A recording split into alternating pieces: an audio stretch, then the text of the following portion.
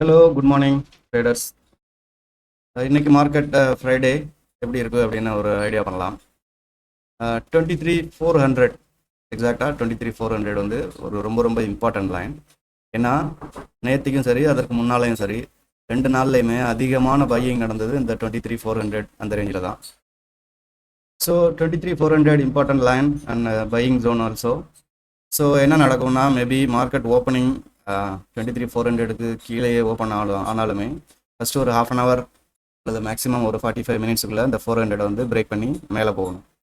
Once 400க்கு மேலே வந்துருச்சு அப்படின்னா பாசிட்டிவாக தான் இருக்கும். ஏன்னா இந்த ஏரியாவில் வந்து ஸ்டாப் லாஸ் நிறையா இருக்குது.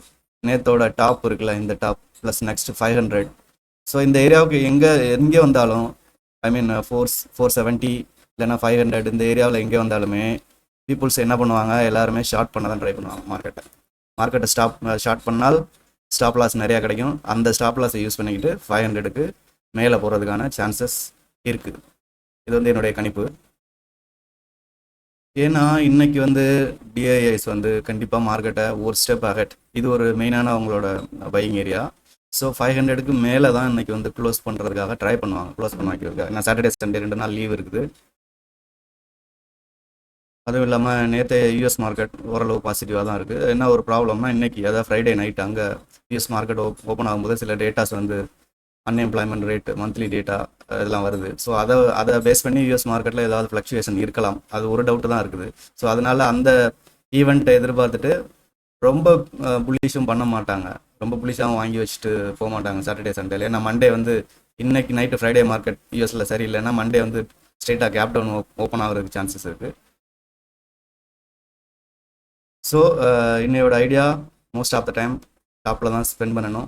அட்லீஸ்ட் 23,500 பிரேக் அவுட் கொடுத்து மேலே போகணும் அப்படின்றது என்னுடைய எதிர்பார்ப்பு.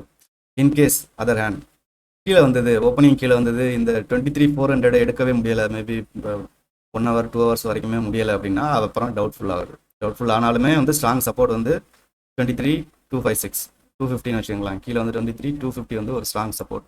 இது கீழே போகிறதுக்கான சான்சஸ் வந்து ரொம்ப ரொம்ப கம்மி. ஏதாவது திடீர்னு ஏதாவது லைவில் ஏதாவது ஈவெண்ட் வந்தோ இல்லை பேட் நியூஸ் அந்த மாதிரி வந்தாலே வெளியே 23,250க்கு கீழே போகிறதுக்கான எந்த இதுவுமே தேவையே இல்லை. 23,250க்கு கீழே போகாது. ஓகேவா? ஸோ மெயினாக இந்த ஏரியா வந்து இந்த ஃபோக்கஸ் பண்ணுங்கள், லாங் போகிற மாதிரியான ஃபோக்கஸ் பண்ணுங்கள். பட் மெயின் கண்டிஷன் ஓப்பனிங்கே வந்து 23,400க்கு மேலே இருக்கலாம், அல்லது கீழே ஓப்பன் ஆனாலும் அட்லீஸ்ட் மேக்ஸிமம் ஒரு 45 மினிட்ஸ், ஒரு 10 o'clock அந்த டைமுக்குள்ளார அந்த 400 வந்து பிரேக் அவுட் கொடுக்கணும்.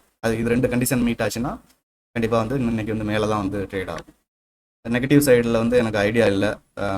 இந்த ஏரியா வந்து கீழே போய் இதை பிரேக் பண்ணுமா அப்படின்றது வந்து நார்மல் கண்டிஷனில் அது பாசிபிள் இல்லை. அன்லஸ் ஏதாவது திடீர்னு எதுவும் நியூஸ் வந்தாலும் வெளியே, மற்றபடி அதுக்கு சான்சஸ் இல்லை.